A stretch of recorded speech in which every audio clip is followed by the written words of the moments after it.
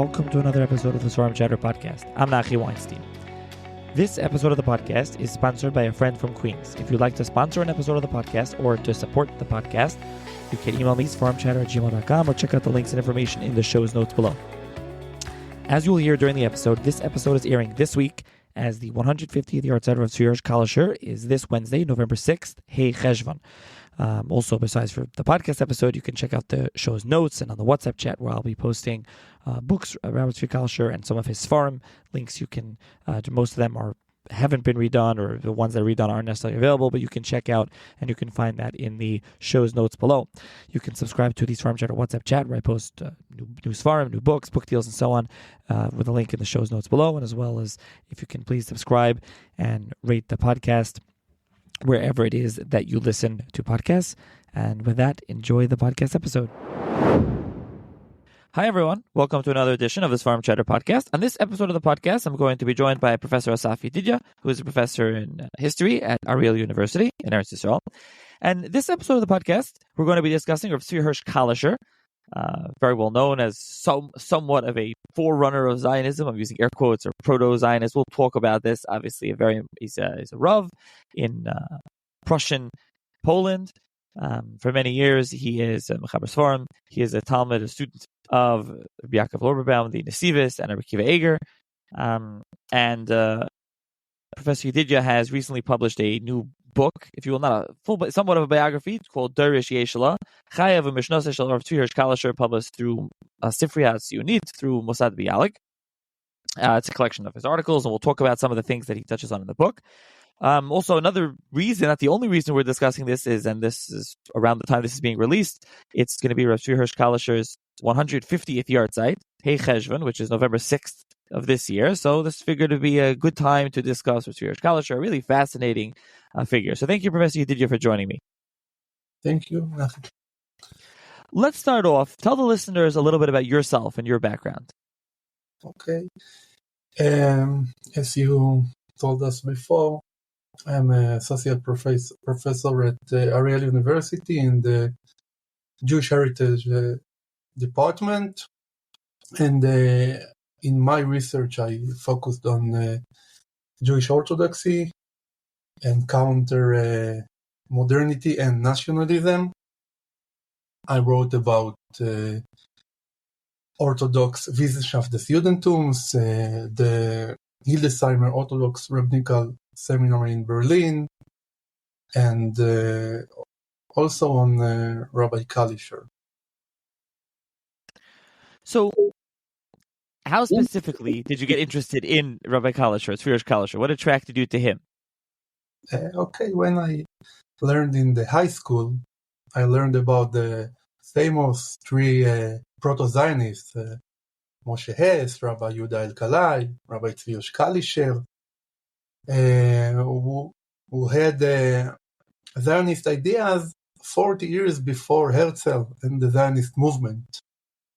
We learned about them in the teacher talk about them 20 minutes, maximum 20 minutes. And I remember the names and their activities. When I learned in the yeshiva, some of my friends showed me his book, his theological book, Emunah Yeshara. And the first time I find out that Drishas Tzion is a proto-Zionist book, his famous book, is just the third part of the Emunah Yeshara.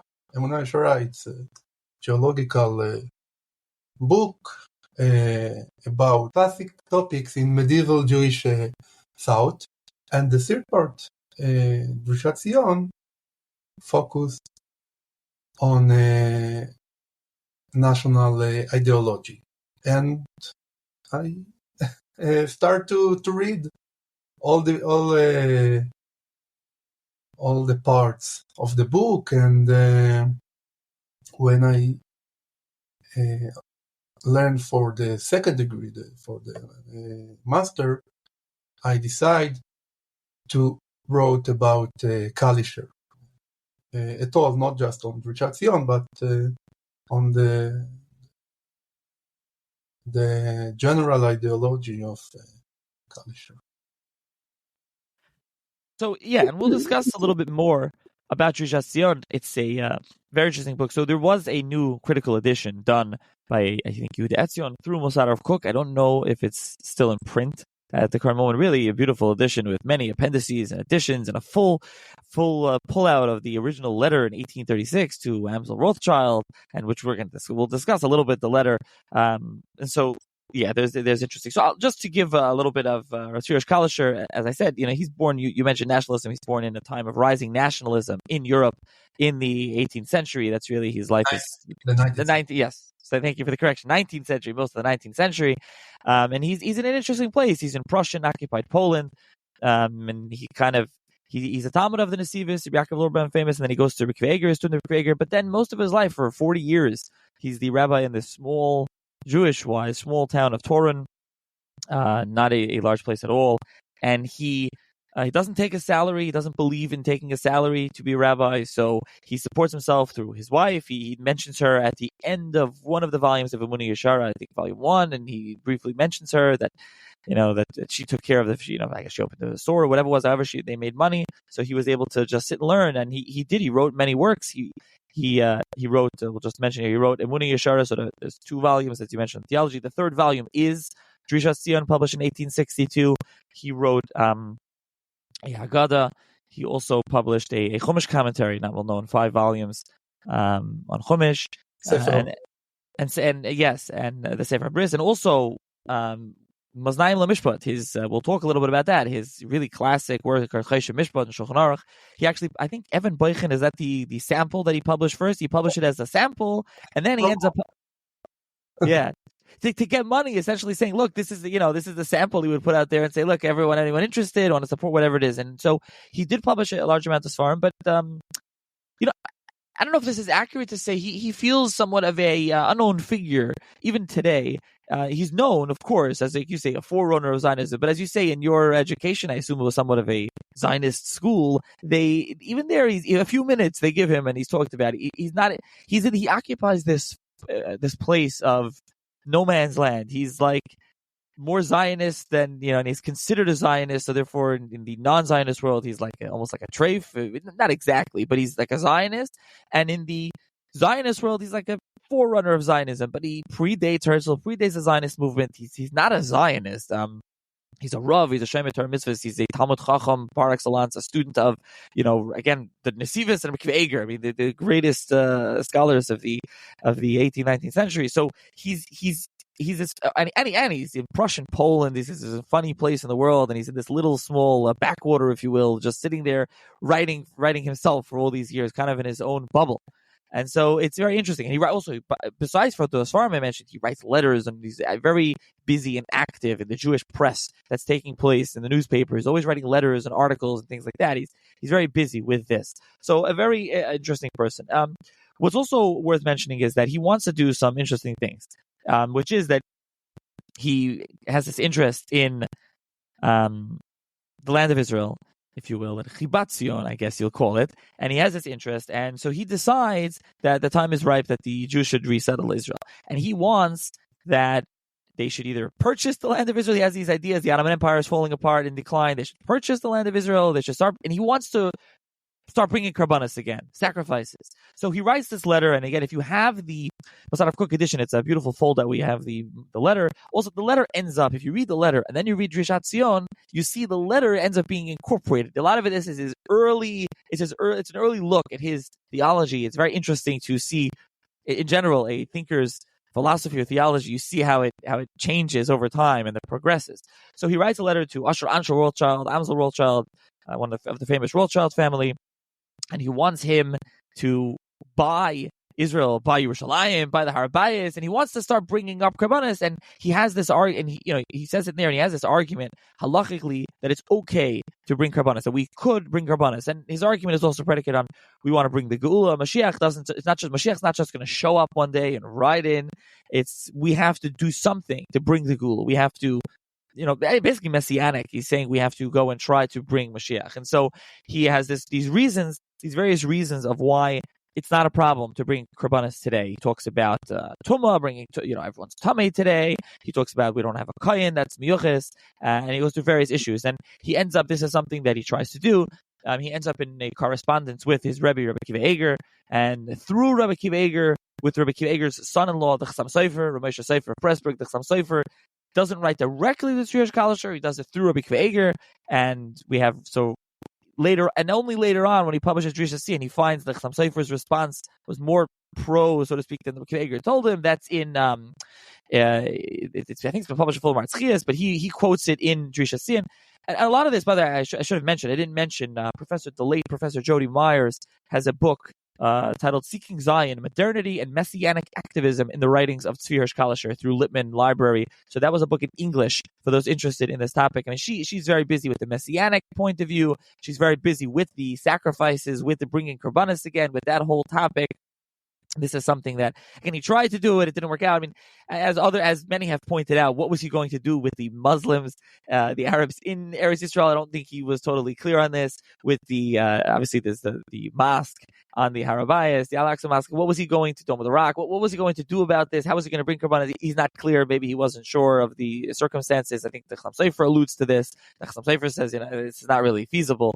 But this is something that he was busy with in the 1830s, and he never heard back from Rothschild that we know of. And then he hears of this again. He picks this up in the 1860s, which is something that he ends up picking up. So I don't know if Professor, if you have anything to add on that before we go on to anything else. But if you want to add specifically on that, but I do want to ask you specifically about his quote unquote, I'm using air quotes again, Zionism.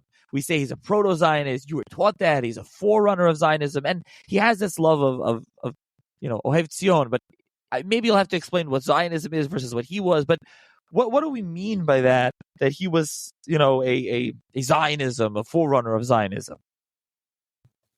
Okay, maybe the exact term is not proto-Zionist, but proto-religious Zionist, because Rabbi Kalischer shaped the religious Zionist ideology, and the religious leaders of Chibat Zion, like Rabbi Moaliver, adopted his ideology. He had a new interpretation to the Jewish sources about the redemption, and he clarified that the Messianic redemption should be with two stages, and the first one is a natural one, and the first stage of the redemption will arrive after the human efforts to immigrated to the land of Israel, to settle the land of Israel, and as you mentioned in the letter to Rothschild, to renew the sacrifice, in the mountain in Har Bayit. Yes, this offer was in the 1830s. The regime in the land of Israel was the regime of Muhammad Ali. For 9 years, it wasn't the Ottoman regime. And Muhammad Ali was more tolerant about religious minorities, Christian and Jews. And Rabbi Kalischer look around him, yes, and actually saw that the world changed. Yes, he saw the emancipation process in West Europe, France, the Netherlands, Prussia, of course, England. He saw figures like Montefiore, yes, and he saw the new regime in the land of Israel, and he thought that it's time. Yes, it's time to think differently about the redemption and about the Jewish people duties. Yes, and what can they do to bring it sooner.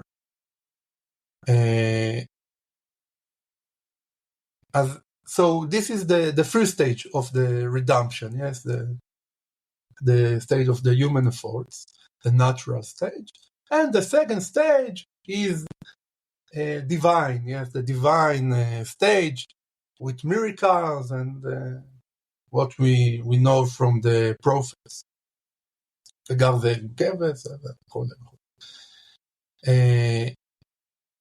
So Kalischer's ideology was a religious Zionist ideology. Of course, the Jewish religion or tradition and the Torah and mitzvot was central in his ideology. He also accepted to cooperate with secular Jews. Rabbi Moliver, Rabbi Reines were not the first Jews to cooperate with secular Jews for the Zionist purpose. Rabbi Kalischer cooperated with Alliance.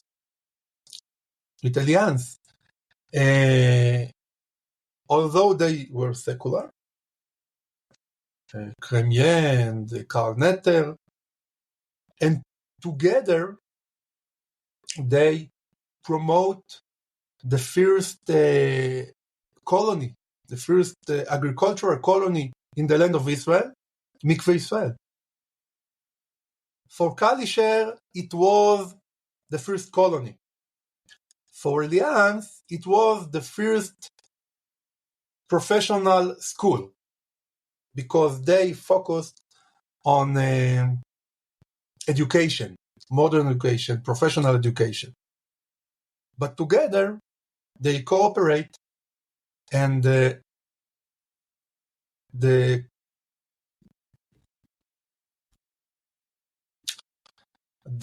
outcome of this cooperation, yes, was the establishment of Mikveh Israel. You mentioned the Alliance. I should mention for the listeners who aren't familiar, the Alliance Israelite Universelle, my French is not great, is a French organization established in I think it was established in 1860. Yes. This was not a religious organization, as you say, and he worked with them. I think they ended up it was collect money for the land of Israel. I think in the end, was that money used to found the kibbutz Tzevi that's named after him? I know that we didn't mention Tzevi. That was something total. I mean, he just worked with them, and Tzevi came about totally late. Was something later. Tzevi was established at 1938. Why do I think that he had to do with that? Well, I guess that he had nothing to do with it. 1938 is a lot after he died. Okay, but Tzevi is named after him. Yes, of course. Yes. Okay. So at least we mentioned that here, even if okay. So religious kibbutz, a Zionist religious kibbutz in Eretz Israel. Yeah, I also want to mention, I assume many listeners know this, but I did mention Prussian Poland, Prussia being Germany, so to speak, and speaking German, for those that wouldn't be familiar. The name of the region is Pomerania in the north of West Prussia. Yeah, border. Yeah, he grew up in a funny place because at the time it was occupied by Prussia, by Germany. So they spoke German, but they were Poles, and it was part of Poland, and now it's in Poland. It's kind of this in between no man's land. I mean, that's actually like his life in some ways, where he was living is kind of how it was. So Rabbi Akiva Eiger also was in Posen. Posen was the same situation, to point out. Ksava Kabbalah, Rabbi Yaakov Mecklenburg, somebody that was also a student of, from Lisa, student of Rabbi Akiva Eiger, someone that is friends with Rav Zvi Hirsch Kalischer, gives Rav Zvi Hirsch Kalischer Haskama for Drishas Tzion. He may be more famous figure in some ways. Some listeners may be familiar with his commentary on the Torah, so he's also a friend of his. He lives in the same part of the world.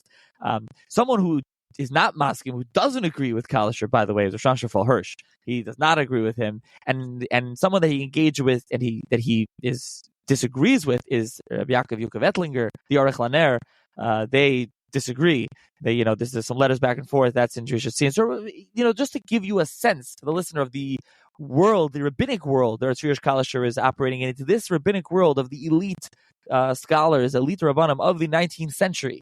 And I mentioned the Maratz of Hirsch, so he's really in this. That's really where he's busy. But anyways, okay. So we were saying what he means by his forerunner of Zionism. So, what is his impact on the religious Zionist movement, on the secular Zionist movement? Because in his time, he like you said, he was working with the alliance. Nothing really came out of it, really. But obviously, no sacrifices, korbanos wasn't reinstituted because of him.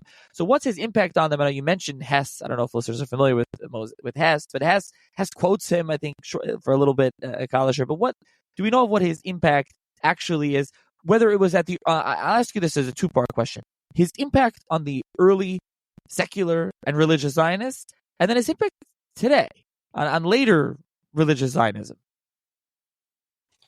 Okay, about the early religious Zionists, Kalischer, he wasn't just an ideologist. He wrote this book and another booklets about Jewish nationalism and Eretz Israel, but he also was active. Yes, as I said before, he cooperated with Alliance, and he wrote articles in the Jewish newspaper, especially in Hebrew, but also in German and English. And he was part of the organization for colonization of Eretz Israel. It was an organization which was founded by Dr. Chaim Luria of Frankfurt am Oder, and they collect money for buying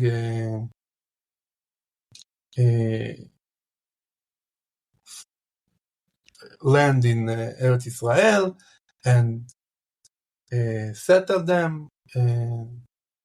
And Kalischer was one of the heads of this organization. He established a network of proto-Zionists or active proto-Zionists who younger than him, who later were the leaders, yes, of the Chivat Zion or other projects, national projects. Among them, Rabbi Yitzhak Yaakov Reines, the leader of the Mizrahi, Rabbi Mordechai Gimpel Yaffe, Rabbi Mordechai Eliashberg, Yechiel Michel Pines, Rabbi Yitzhak Elchanan Spector, yes. So his contribution was not just ideological, and also by influence on important leaders of the Jewish national movement. About today, about his influence on today, I think after him, we know the Mizrahi, Rabbi Reines, Rabbi Cook, ideology, comprehensive ideology, and students and yeshivas, and so today it's a very nice anecdote. Yes, 150 years ago, where a Jewish scholar, important rabbi, who talked about Eretz Israel and redemption and human efforts, but the other thinkers are much, much more important than him for today. And that's really what I was saying earlier.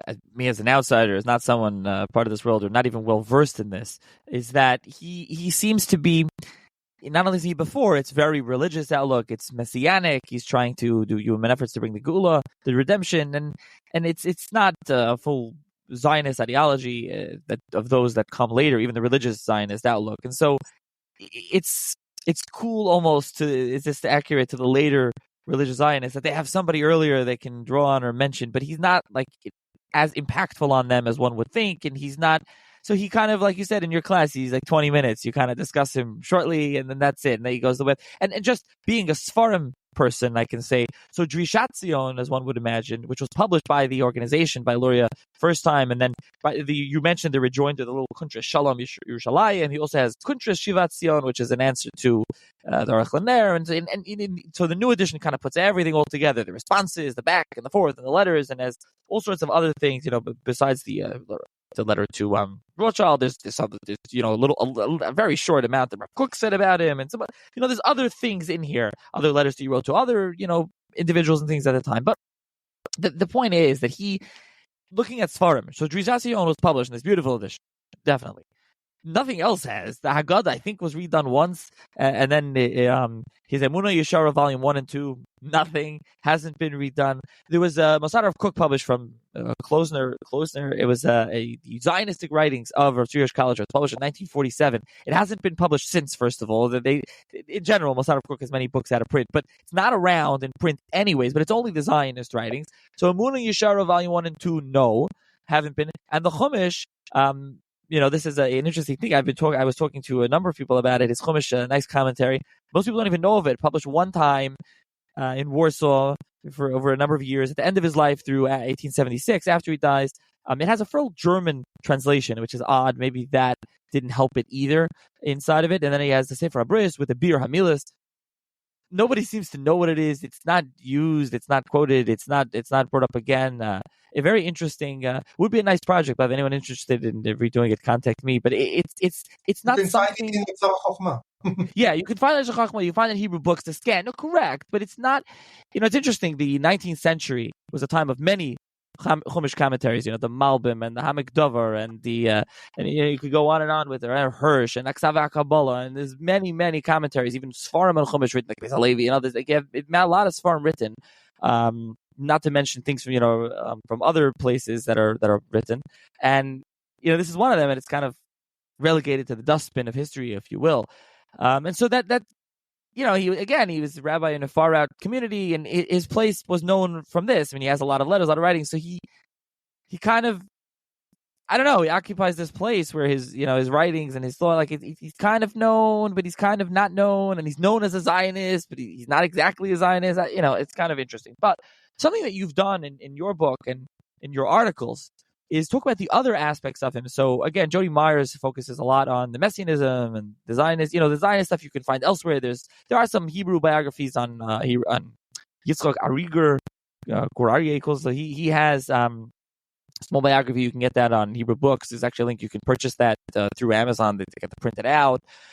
There's that small, but there's some other small bios here or there. Bromberg, I think his name is Bromberg. Bromberg wrote a book on him. There's been like stuff here or there, but something that you tried to focus on is his other efforts, the other things besides just the Zionism and the Messianism. And again, the korbanos, the sacrifices, for those interested, is a fascinating halachic discussion. So you can read it in Drishas Tzion, you can read it in the new one, you can read a lot about it in Myers, and it's interesting, but just to read the back and forth of his, again, talking about and what the Rekeg and the Chassam Sofer felt like. Is it a problem of Tumah or not? Is it a problem? We don't have a Kayan today with Meyuchas. We don't know if the lineage of the Kahanim, like, are they really a real Kayan or not? Like, is that a problem? Can they bring the korbanos or not? So, like, he has some very interesting things. Can we bring a korban out of the base of English? He has some very interesting, it's very interesting to read. But some other things that he did that's worth discussing and that you talk about in your book is, first of all, Maznayim LaMishpat. So I forgot, they're just saying over his from. Maznayim LaMishpat was redone. Someone redid it through Feldheim. That's something that has been redone on Choshen Mishpat. It is a classic in Choshen Mishpat, which is interesting that he focused on. We talked about him so much as he wrote works on Zionism, on and Messianism, and works on Chumash and philosophy. But then he writes this book on Shulchan Aruch, on Choshen Mishpat, on torts, but on L'Chaveri, really, really money, if you will. So why does he do that? And, something you've written about this book, if you could talk a little bit about the work, Mazdayim LaMishpat. Okay. We have to mention Rabbi Kalischer was Talmid Chochem. He was he was a rabbi, and most of his time was dedicated to Limud Torah. And actually, Mazdayim LaMishpat is his central book. Yes, it's what Talmidei Chachamim wrote. Halachic books, books of Lamdanut. So this is his main dealing with the issue of Limud Torah, and he saw that there is a good commentary on the three other parts of Shulchan Aruch, Orach Chaim, Even HaEzer, Yedidya, but on Choshen Mishpat there isn't a good commentary and update, comprehensive commentary, and he took this mission for himself to complete this commentary to the fourth part of Shulchan Aruch. One of the unique aspects of his commentary that there is two types, Mishnah Achrona and Mazdayim LaMishpat. Mishnah Achrona is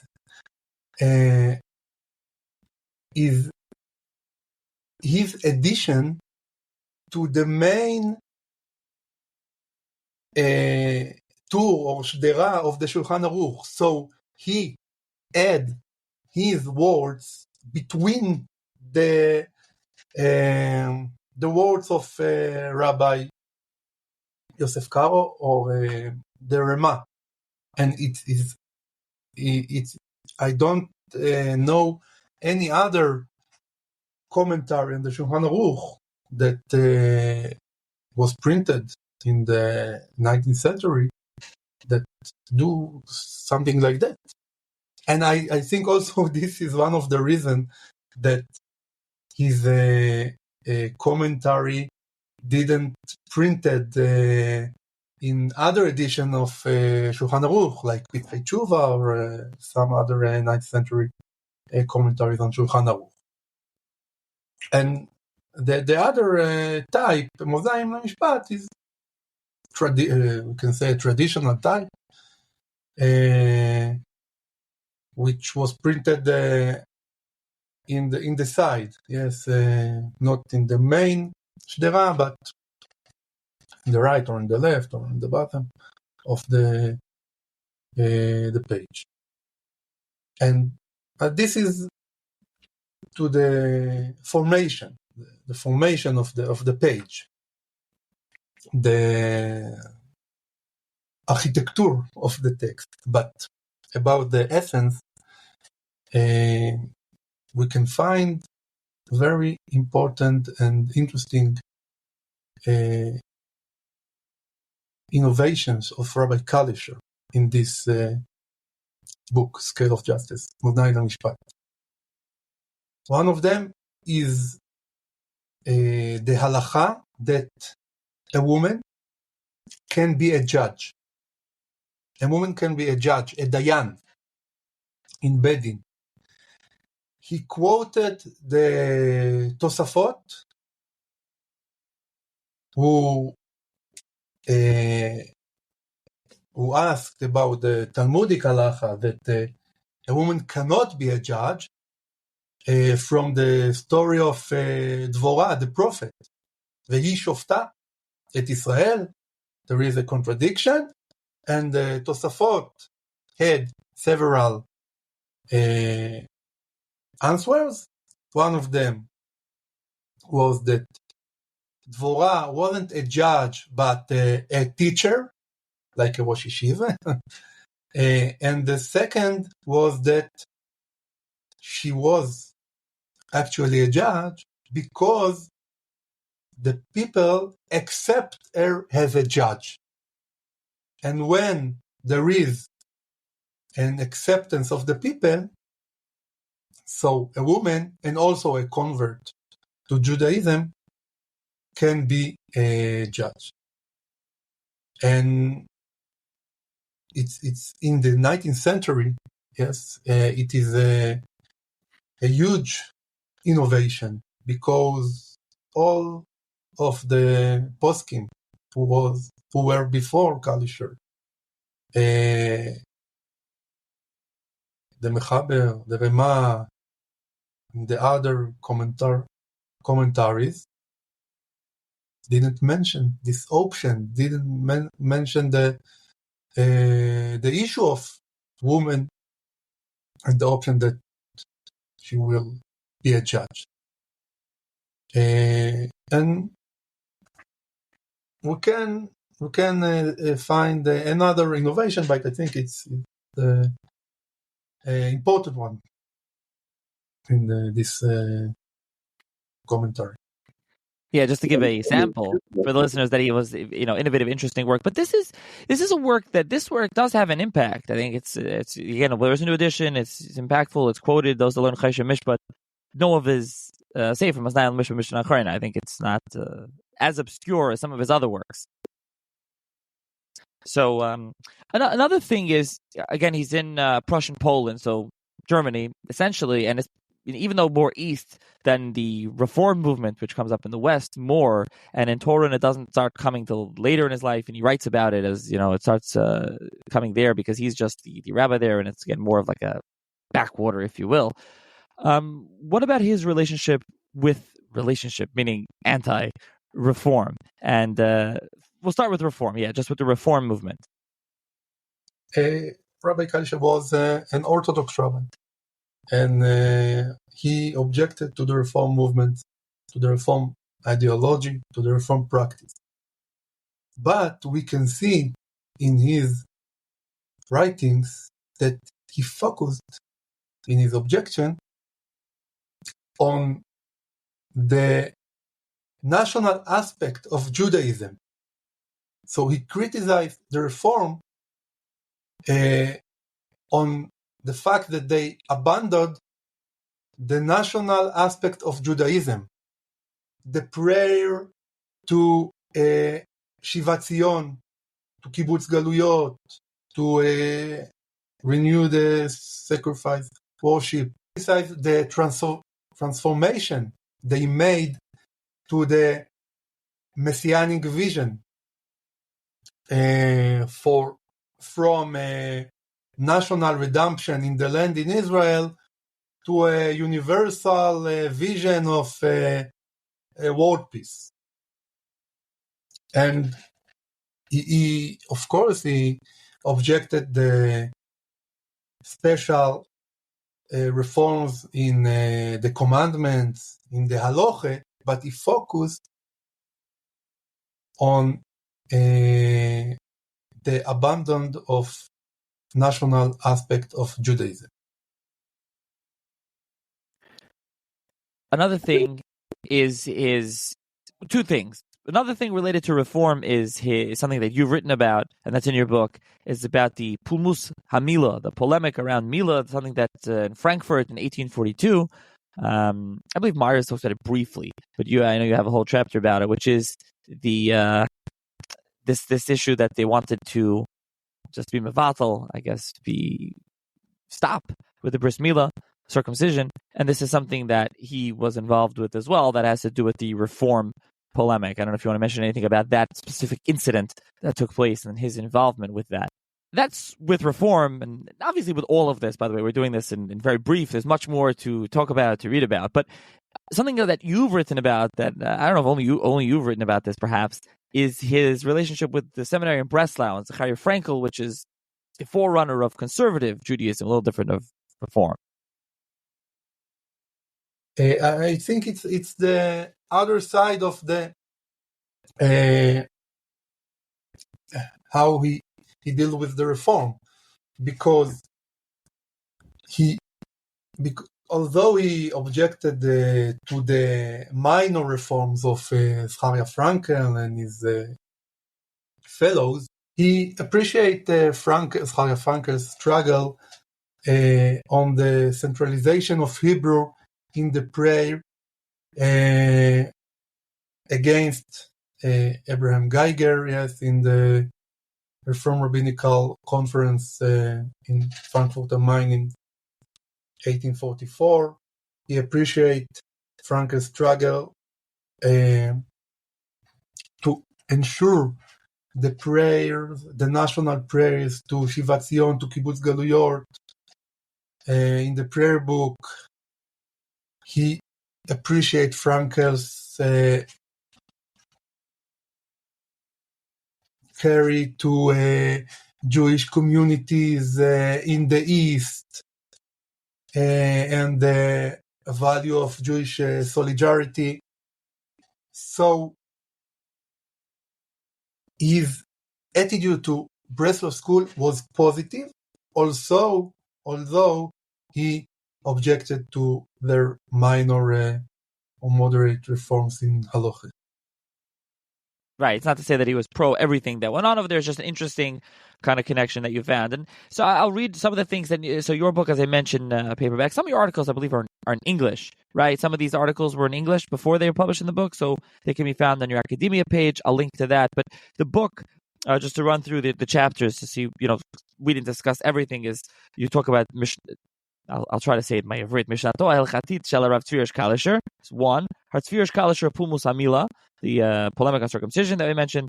Ben Reforma Le'Apologetica, Igrato Pumbit Shel Yud Mem Yost Avat Rea V'Tkuvato Shel Rav Zvi Hirsch Kalischer. That's Gemir Yost, the German historian. Chapter 4 is Yachzo Shel Rav Zvi Hirsch Kalischer La School at Breslau, Degam Orthodoxy Yehudi, what we just mentioned. 5 is Rothschild, the Crimea, the Dive V'Sori Yisrael B'Mishnato Polo Shel Rav Zvi Hirsch Kalischer. Things that we mentioned about the Zionism. Chapter 6, Ben Tikkun Pnimi LeTikkun Chitzoni Ben Meshichot Samlit Theology. I'm going to put you this: the Meshichot reality as Talmidei Agra Rav Zvi Hirsch Kalischer, reality and theology. Chapter 7, Ayadot Orthodoxia, the Germania Eretz Yisrael or Polo Shel Rav Kalischer. 8, Rav Zvi Hirsch Kalischer V'Reishito Shel Reshet Harabanet Shel Chivat Tzion. That's an interesting chapter about the early Chivat Tzion Rabbanim. And chapter 9, the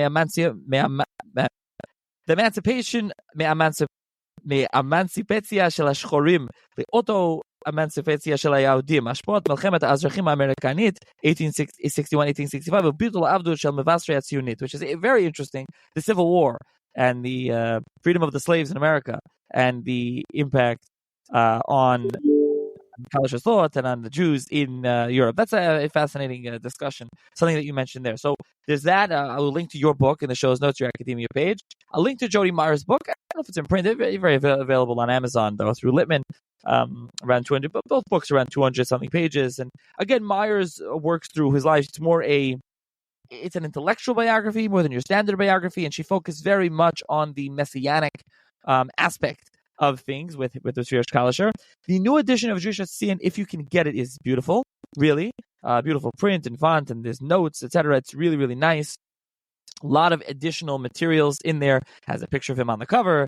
There's a kind of a famous painting of picture of him. And there's also a lot of pictures about Torún. So his kever is not missing today. It was the Soviets, when they were in charge over there, destroyed it. But we have pictures from when it was around before. So you can't visit now, unfortunately, but we have pictures, and they're all reproduced in this beautiful volume.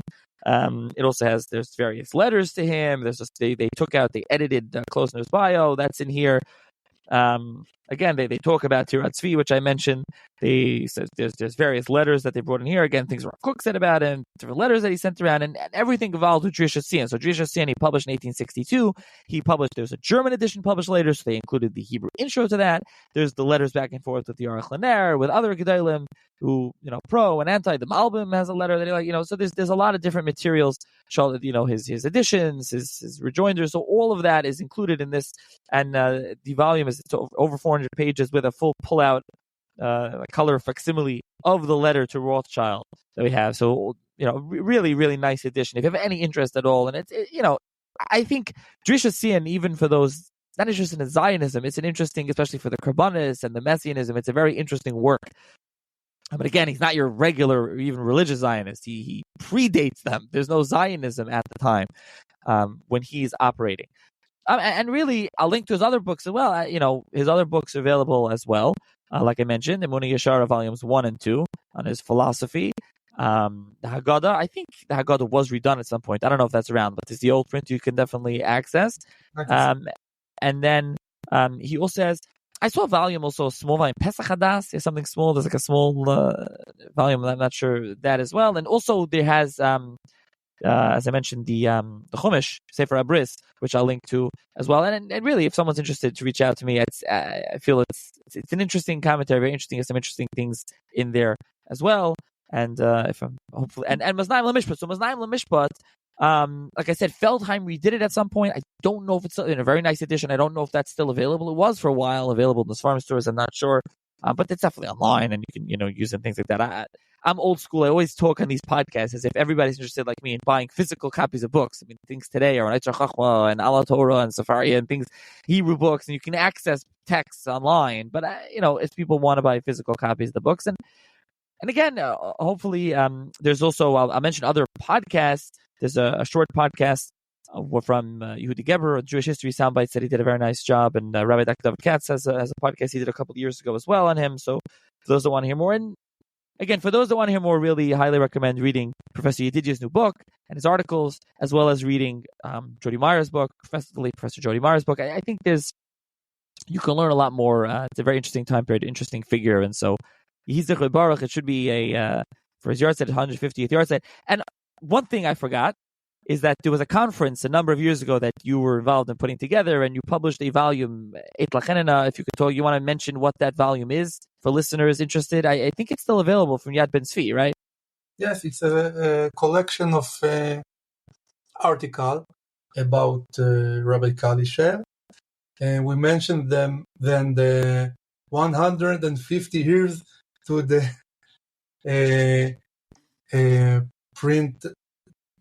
printing of the first edition of Drishas Tzion. Yes, it was in 2012, right? 2012, yes.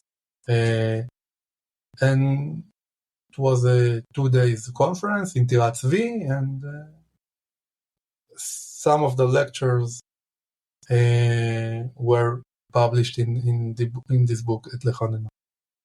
So there's definitely more to discuss with Rav Zvi Hirsch Kalischer, and we kept it brief, at least for foreign trader standards. So again, I'll link to these books and the Svarim of Rav Zvi Hirsch Kalischer in the show's notes.